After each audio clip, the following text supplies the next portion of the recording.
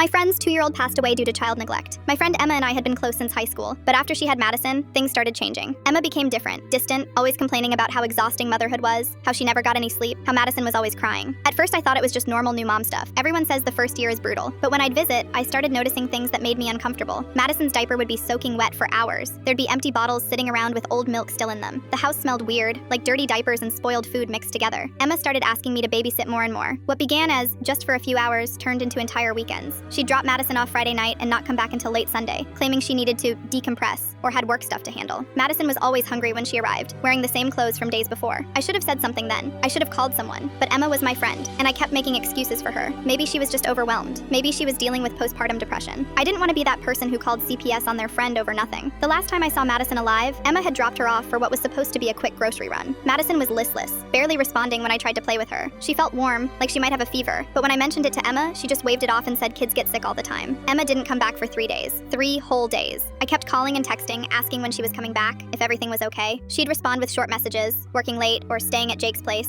but never a real explanation. When she finally showed up, she seemed annoyed that I kept asking questions about Madison's health. She scooped up Madison, who barely reacted, and left within minutes. I watched them drive away and had this terrible feeling in my stomach, but I still didn't do anything. 2 weeks later, Emma called me sobbing. Madison was in the hospital. She'd stopped breathing at home and Emma had to call 911. The doctor said she was severely dehydrated and malnourished. Her little body had basically started shutting down. Madison died that night, 2 years old, and she died because no one protected her. The investigation that followed was a nightmare. CPS had apparently received multiple anonymous calls about Emma's parenting, but they'd never found enough evidence to remove Madison. Neighbors had seen Emma leaving Madison alone in the house for hours at a time. The autopsy showed Madison had been neglected for months. She was underweight, showed signs of chronic dehydration, and had untreated medical issues. Emma was charged with child neglect resulting in death. During the trial, all these details came out that I never knew. How Emma would leave Madison in her crib for entire days while she went out partying. How she'd forget to feed her for 12+ hours at a time. How she'd given Madison adult cough medicine to make her sleep longer so Emma wouldn't have to deal with her crying. I had to testify about the times I'd babysat Madison. The prosecutor asked me directly if I'd ever suspected abuse or neglect. I said yes, and then had to explain why I never reported it. Sitting in that courtroom, looking at pictures of Madison's tiny body, I realized I was partially responsible for her death. Emma got 8 years in prison. Her family blamed me for not helping more, for not stepping in sooner.